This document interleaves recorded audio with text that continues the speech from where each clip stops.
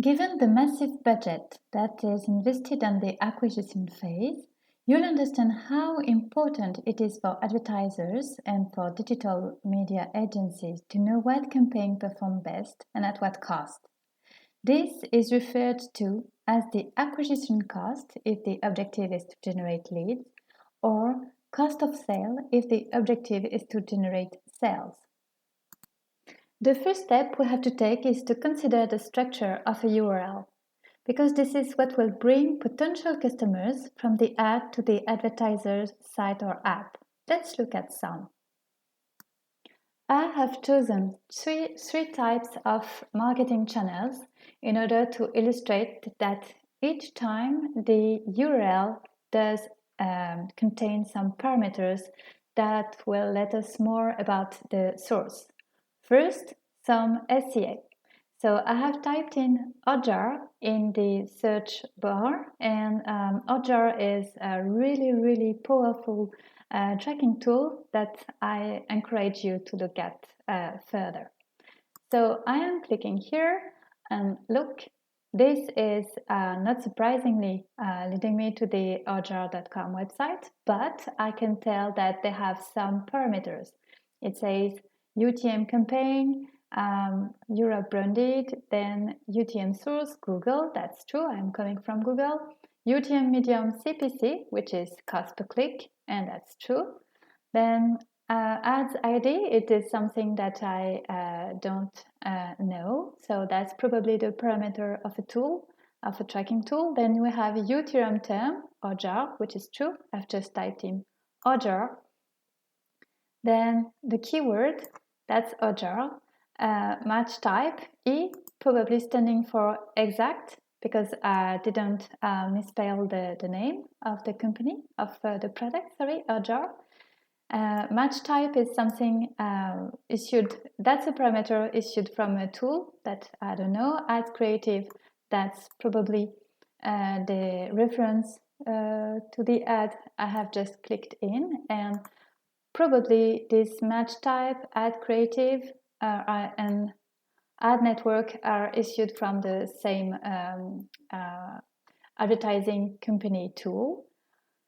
Ad position, gclick, so it stands for Google Click ID, and this is the parameter you get when you choose the auto tagging option on Google Ads. So instead of having each parameter, each Google parameter, so Google parameters are UTM, so each Google parameter on the URL, you would just have them all contained within this gclid parameter. It's just the same as Bitly, so it just shortens everything.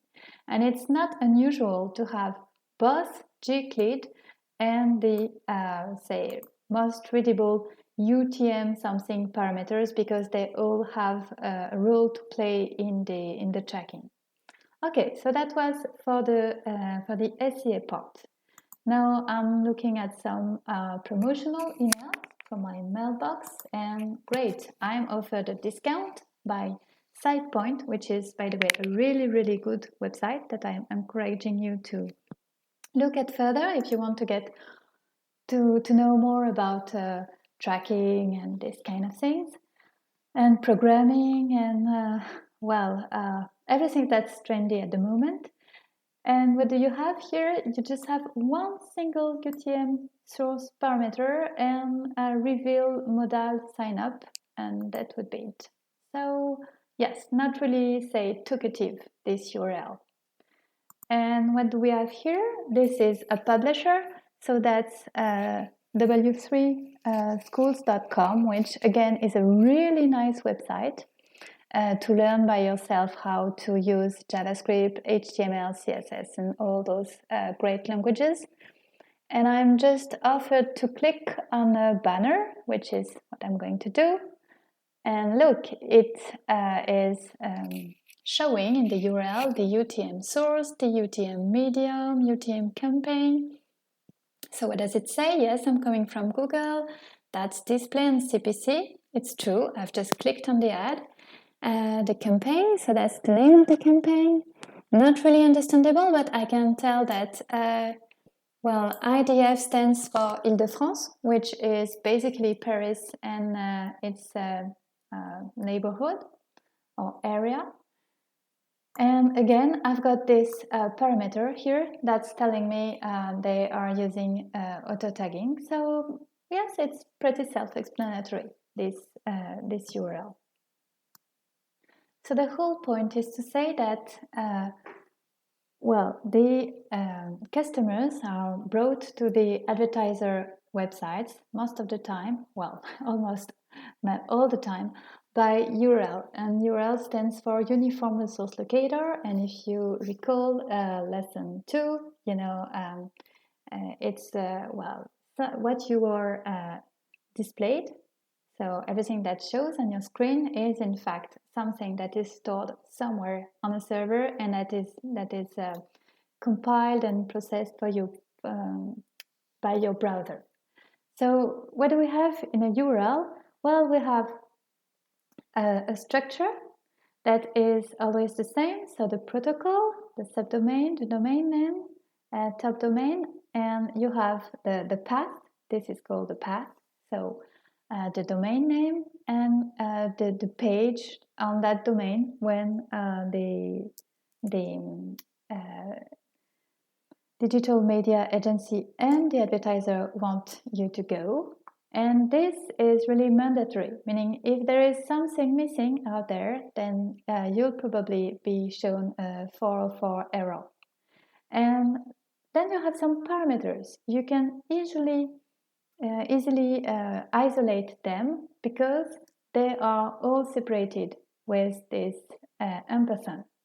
And parameters do always have a key, the equal sign, and a value. And you can basically place everything that you want. You can choose any kind of parameter. You can name parameter the way you want. So by default, tracking tools do have their own parameters, but if you want, you can also set up your own. And this is basically indicating where or by whom, if you prefer, the people are brought to you. So this is where I'm going and from whom I'm going. Well, from this campaign, this media, and so on. And we saw the examples right before. So I'm pretty sure that you get the point. The source of traffic is determined, well, of course, by looking at the parameters in the URL. If it is a paid campaign, or at least a campaign that was set by either the advertiser himself or the digital media agency. So each tool has its own syntax and its own parameters. And for Google Analytics, they are prefixed by UTM, something, UTM campaign, UTM source, UTM medium. But of course, for other tools, it would be different. So don't be surprised if you see some parameters in the URL that you don't necessarily recognize. That's pretty normal. Now, what happens if there are no parameters at all? Well, most of the site-centric tool will detect automatically the source of traffic, well, the main source of traffic through what we call the referrer. So we'll see that right now. Okay, so it's me, completely obsessed with Nike shoes now. That's not true, but it's really convenient for me because it will explain very well, illustrate the purpose of this topic. So as you can tell, I've clicked on the paid result and I can see the whole list of parameters, and that's a lot. That's really, really a lot. I can tell that they're using Google because of this Google double-click parameter. And if I now go and ask my my browser where I am supposed to come from, so I will just type in document.refer, which is the equivalent of where am I coming from. I get this answer. Well, you're coming from Google. Plus, if you look carefully, You just have loads of parameters in your URL. So the tracking tool will probably detect that, okay, you're coming from a search engine, plus you have parameters in your URL. Well, that's because it's a paid search result. That will be it. Now, what happens if I click on the organic result? Well, this time, okay, there is, as you can tell, no parameters in the URL. And if I type in document.refer, I get the same answer. And the difference will be that this time, probably the site-centric tool would say, okay, you're coming from Google, you have no parameters. Well, this is surely SEO or organic result. So that's really the point here. I am trying to illustrate the fact that there is an automatic detection by your site-centric tool. If you don't proceed to any kind of settings, you'll probably be surprised to see that the results are sorted by big categories like social, email, and so on, even if you didn't basically place any parameters in your redirection URL. And this is because, or thanks to, in this precise occasion, this is thanks to the fact that most site-centric tools are using by default the document referrer, which allow them to kind of sort the traffic by main channel. But the best practice, of course, is to set up your own traffic channels, your own really customized traffic channel. But if you don't, then still the traffic is sorted for you. Let's illustrate this. Okay, so I've inserted a tracking code in the mymarketingclass.com website, and I am currently looking at the admin section of the tracking. And what it says is in the tracking info, could it be more clear? It's saying, well, we detect that users arriving at your site from any search engine in our list of default search engine, which is here, so this one, it's saying that people arriving from this list are supposed to be arriving from organic traffic. And if you do have other search engines in your country, well, or whatever the area you are, then please complete this list. And here in the acquisition section, by default, I haven't proceeded to any settings of any kind. I see that there are some default channel grouping, and here, for example, there is this referral that is appearing. I could have also, well, there is no, but I could have also social. Well, here no one is coming from social media to this website, but that's really illustrative of the, say, pre-sorting that the site-centric tool is doing for you.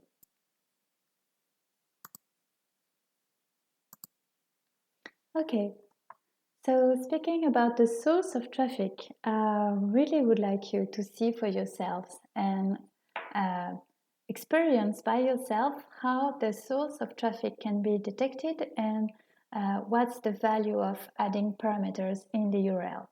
So that's the key points to follow, and I'm going to do that, and I hope that you can follow along behind your screen. Okay, so first I click on the first link, and I'm here, brought to the campaign URL builder, and I enter my webmarketingclass.com in the website URL, and I've just here inserted test in all fields, but you should preferably put your name or Yes, probably your name. That would be the best way for you to recognize the source of traffic. And this is it. I've got my URL followed by all the necessary parameters to identify me as a source of traffic. So I just copy this URL and I connect to Google Analytics. So here I go. I'm just following the directions I gave you. So you can easily follow along if you want. There I am. And this is my web marketing class with the internal traffic, meaning I have excluded my IP address. So by the way, doing so, I have inserted a filter. It means that the data that is collected is processed, and once processed, the data cannot be changed. So in this view, it means that if, for example, I mess up in my IP address, then the error cannot be fixed. Once I made this filter, then it's done. There is no way to make a rollback or whatever. Okay, so the purpose was to observe here, do I see me if I just so copy the URL and enter it? Can I see me in the real time? So if I browse traffic source, yes, that's me, test.